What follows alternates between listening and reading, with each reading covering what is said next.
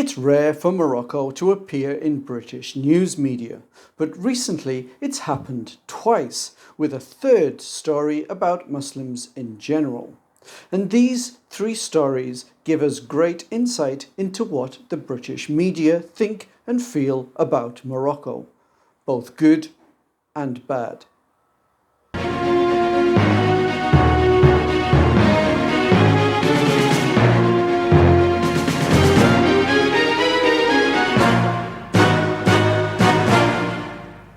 The first news item involves the Home Secretary Priti Patel.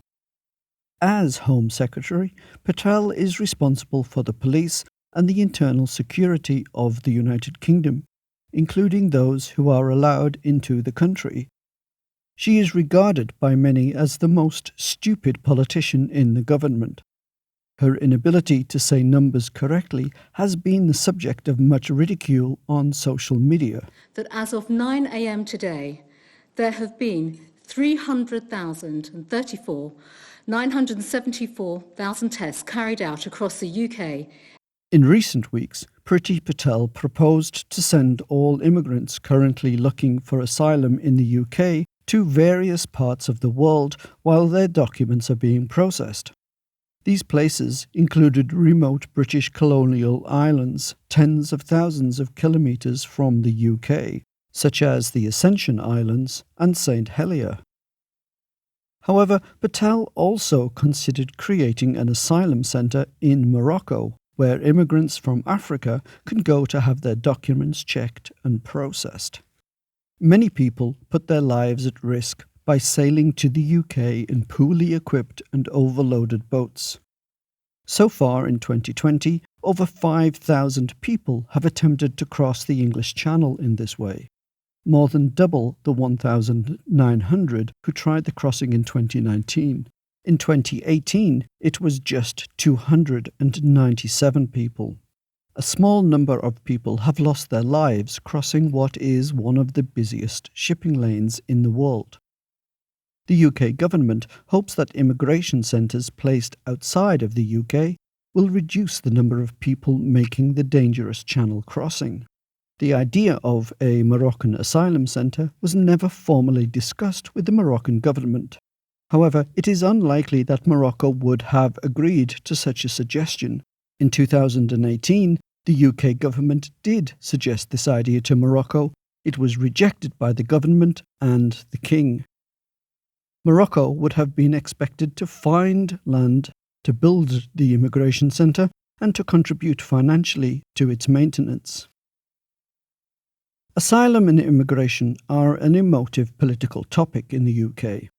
All right-wing British governments have traditionally held concerns close to paranoia when it comes to immigration. The current right-wing government is no exception. Being tough on immigration is regarded as a vote winner. The right-wing press, which dominates UK news outlets, has operated a highly controversial anti-immigration rhetoric for over 40 years, claiming that immigrants come to the UK to take the jobs and homes of British people, as well as burdening public health and welfare services.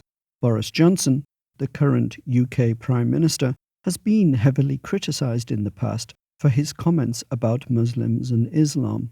In 2005, he wrote in The Spectator magazine that it was a, quote, natural reaction to be scared of Islam, describing the religion as a problem. Not surprising then, a recent poll from the charity Hope Not Hate found that 47% of Conservative voters, those who support the current government, believe Islam is a threat to the UK. This figure of nearly half the UK government supporters believing Islam to be a threat is consistent with similar findings in 2018, where 49% of government supporters regarded Islam as a threat to the UK way of life. That percentage rises to 54% of people who voted for Brexit in the 2016 referendum.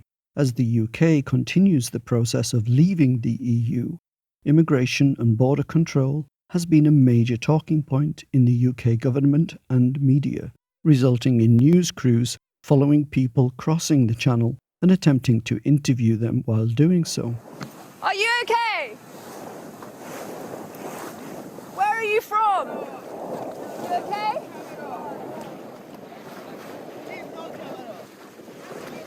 Where have you come from? Iran. Those who do arrive safely to shore are given £40 a week and placed in hostel accommodation while their claim to asylum is being processed. Have on society. It's about freedom. In stark contrast, the final piece of Moroccan news in the UK comes from Ben Miller. The British actor and comedian recently spoke of being forced to stay in Morocco during the lockdown period. Miller, the star of Armstrong and Miller comedy programme, had intended to be in Morocco for a short holiday. He arrived in the country one day before the borders were closed. Because of the quarantine, Ben and his family stayed in the small town of Arica for 4 months. In the interview for the right-wing newspaper The Daily Telegraph, Ben Miller spoke warmly of Morocco, saying the Moroccan people are very hospitable and that the country is very beautiful. The comedy actor had first visited Morocco as a student and has returned many times since then. Ben Miller is a well-respected and admired celebrity in the UK, so it's likely that his comments will encourage some people to holiday in Morocco, bringing a welcome and much-needed boost to the hospitality industry of Morocco that has suffered greatly due to COVID-19.